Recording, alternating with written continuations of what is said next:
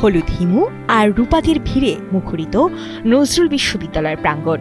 নন্দিত কথা সাহিত্যে হুমায়ূন আহমেদের সৃষ্টি আর দর্শনকে ঘিরে যেন এক অন্যরকম মিলন মেলা।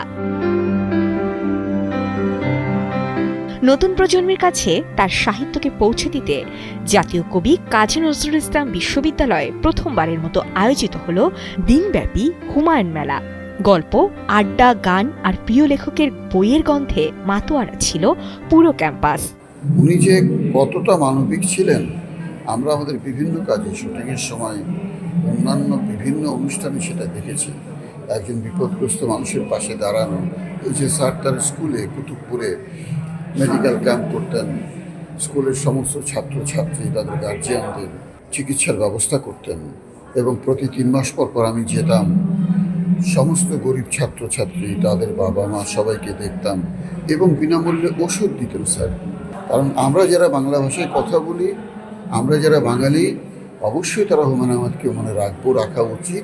এক্সট্রিম মশার কয়েল প্ল্যান্ট ফাইবার দিয়ে তৈরি, তাই সহজে ভাঙে না, সুগন্ধিযুক্ত ও নিরবিচ্ছিন্নভাবে জ্বলে। ডেঙ্গু, চিকুনগুনিয়া বাহি সহ যে কোনো মশার বিরুদ্ধে দেয় এক্সট্রিম সুরক্ষা। তিনি তার শব্দ দিয়ে আমাদের মতো মানুষের মধ্যে প্রবেশ করার চেষ্টা করেছে। যে তার কিছু উল্লেখযোগ্য কিছু চরিত্র রয়েছে, যেমন বাকের ভাই, হিমু, রূপা, মিসির আলী। সিনেমা, প্রত্যেকটি গল্প সবকিছুই আমরা পড়েছি এবং দেখেছি। তো প্রথমবারের মতো বিশ্ববিদ্যালয়ে আসার পর এত বড় একটি আয়োজন দেখতে পাচ্ছি, তাকে নিয়ে এত বড় একটা জাদুকরকে নিয়ে আয়োজন, আমার খুবই ভালো লাগছে। স্পেশালি তার প্রত্যেকটা ক্যারেক্টার আমার খুব পছন্দের।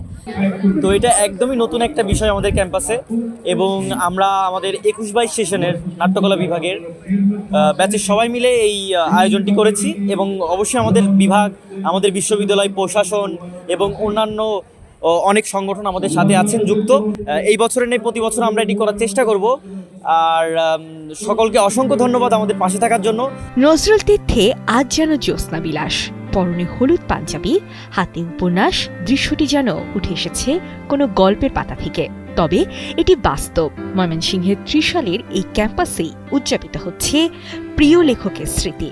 তার শিল্পকর্ম, তার সাহিত্য নিয়ে বহু আলোচনা করা যায়। হুমায়ূন আহমেদের সৃষ্টির প্রতি ভালোবাসা আর আবেগে ভরপুর এই আয়োজন হয়ে উঠেছিল সাহিত্যপ্রেমীদের এক অনন্য উৎসব। Desk report, Kaler Kantho.